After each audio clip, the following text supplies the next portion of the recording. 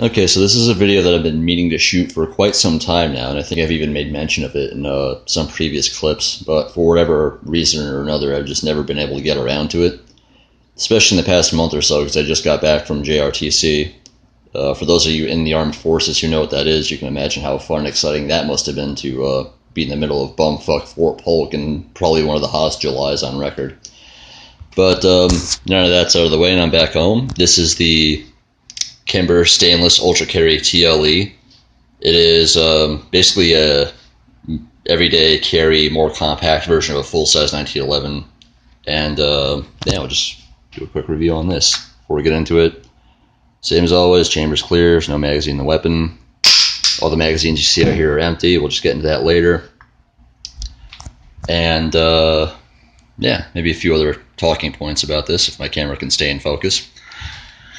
Alright, from front to back, we have the 3-inch match grade barrel, or match grade for a 3-inch, I guess, it's accurate enough. 1 in 16 left-hand twist, tritium 3-dot night sights, aluminum frame, stainless steel slide, skeletonized trigger, comes in about 4 to 5 pounds, skeletonized hammer. No ambidextrous safety, which isn't really concerning me. It's only right hand for all you left-handed freaks out there. I'm sure there's a kit that you can get to get a left-handed safety on it, but for most of us it should be just fine. And yeah, that's pretty much it. Weighs in about 25 ounces. I think it's an inch, 1.8 inches wide. Pretty thin profile. Naturally so, it's a 1911. So what the hell can I talk about this thing? I'm not going to get too much into the history of 1911s. I kind of did that in the last video with the Kimber Warrior. This one pretty much follows suit. The only thing I can really make note on is the first example that I can find anyway of a compact 1911 was the M15 General Officer's model made by Rock Island Armory. That was issued out, I believe, between 1972 to 1981 to flag officers of the United States Army and Air Force to replace the revolvers that they were using at the time.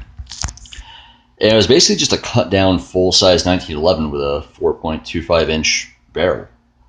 And again, that was only around for maybe a decade or so, and then they just went back to carrying regular 1911s and then Berettas, or what we call the M9.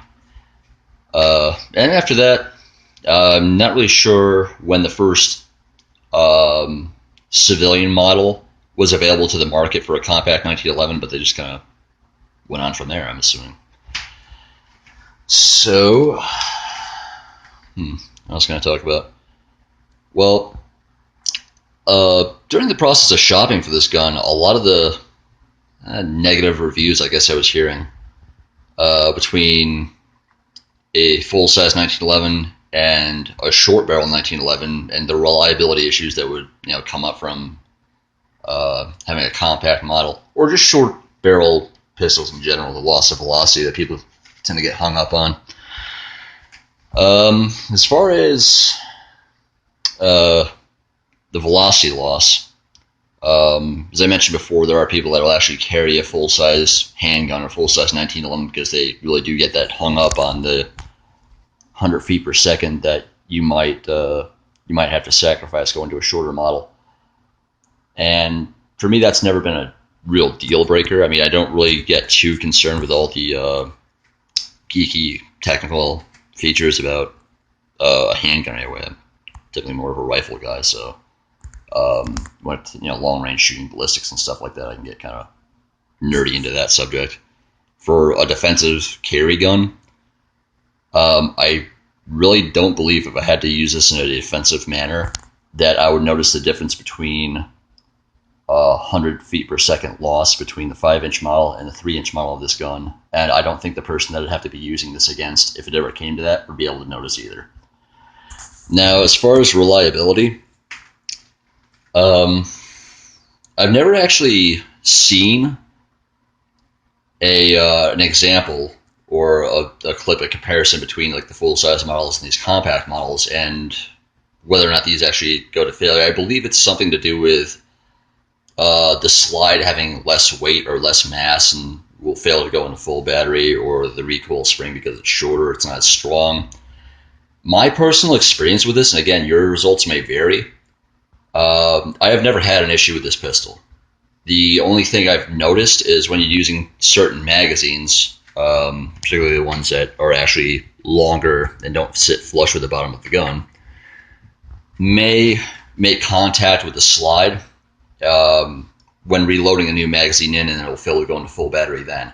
The only time I've noticed that is after running 200 rounds through this gun in the break-in process without cleaning it, and it was starting to get a little sluggish, and I think that was causing it to not feed the first round in the magazine on a couple of reloads. Ever since then, again, still using the 8-round magazines, it fed him just fine. That's really the only issue that I can think of, and that's because I was just using a magazine that wasn't really intended to use. You can use it, but yeah, that's really the only thing that comes to mind. But as far as any other issue that I've heard of, personally, I have not experienced anything like that. This weapon has functioned flawless for me. I've almost put about 600 rounds through it by now. And I haven't had any issues yet. Maybe that'll change down the road. I'm not sure. But again, that's my personal experience. And again, most of the experiences I've been hearing online when I was shopping around for this thing, trying to get as much information as I could on it, were just people's personal testimonies as to whether or not they liked the handgun or whatever their experience was, which isn't any different than what I'm telling you now. You just have to take it for what it's worth. Like I said, I don't shoot in competition or anything, so this is just my limited experience with this handgun and what it's been doing for me. And getting back to the magazines, take a look at what we got over here. This is the one it came with. It holds, it's supposed to be, from what I can tell, a 6-round magazine. You can jam a 7th round in there and it actually will fire. But I'm pretty sure you're not really supposed to be doing that. It will compress the spring to the point where it'll probably go to failure. I have shot it though. It works just fine, from what I can tell. But as usual, I tend to stick to Wilson Combat magazines. And for the longest time, it was these 8-round magazines I was using because they had the lowest profile of most of the magazines that I have. They don't have that large rubber floor plate on the end of it, so it was easier to conceal. Then about 2.5 months ago, finally decided to give in and get some of the lower capacity but smaller compact magazines, about 7-round magazines, and these ones will fit flush, well, mostly flush with the bottom of the gun. Still hangs it a little bit, but that's nothing to lose any sleep over. And I got about 3 of those. So that's probably what I'm going to be going with. But it'll feed just about anything, even that big-ass 10-round magazine that I have upstairs, and it'll still feed that. And, yeah, this is pretty much the only ammo that I've run through it so far, just because it's usually what I have on hand. Maybe a little bit later, some PMC, Blazer, Winchester. If I ever actually do get into trying to get all the technical specs of the ammunition, start doing ammo reviews, but this is just what I have on hand, and again, it works just fine. And for accuracy, inherently it's not going to be as accurate as the Kimber Warrior, I'll give it that. I wasn't really looking for anything extraordinary out of this. It's again, an everyday carry, a defensive handgun. So really the only distance I'm really concerned with is 10 meters. Anything further than that would probably be pretty hard to justify using if it was ever a defensive situation. And at 10 meters, it's accurate enough. I'm assuming on an E-type silhouette or an actual full-size man-sized silhouette, you could probably stretch it out much further than that and still get pretty decent groups, but 10 meters, it performs pretty well. What else can I talk about? I guess I'll just go into my personal interest in the gun or why I bought it, and it's pretty straightforward. I already had the Kimber Warrior. I was already a fan of the 1911 style pistols, and yeah, I started shopping around for an EDC when I was getting my concealed carry permit. Had a few different pistols in mind, but I wasn't really looking at them for very long once I kind of just settled on the fact that I was just going to get a compact 1911, keep the same type of ammo that I already had on stock, had the same manual of arms. Really, there's not a whole lot of difference in the experience of shooting between the Kimber Warrior and this. On the fact that they're just smaller and lighter, obviously. A little bit more added recoil, but it's not completely unwieldy. So yeah, it just made more sense to just stick with the same gun in a smaller, lighter package. So yeah, other than that, I'm not really sure what else to touch on with this.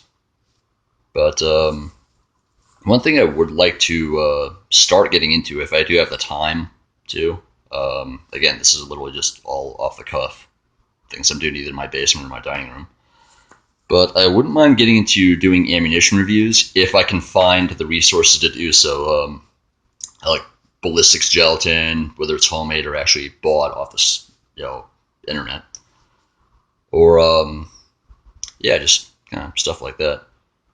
And maybe testing different types of defensive carries or defensive hand loads, whatever it may be. But yeah, that's all I guess for the future. We'll just see how that works out. And maybe just another thing I've been interested in doing is maybe just a series of videos doing gun gripes, because if you're a gun owner like myself, you probably have enough of them with a given political situation that's coming up, just things you see or hear on a month-to-month basis that probably drive you crazy, or just to get stuff off your chest and maybe just spark up a little bit of a debate. But until then, stay safe, and I will see you next time.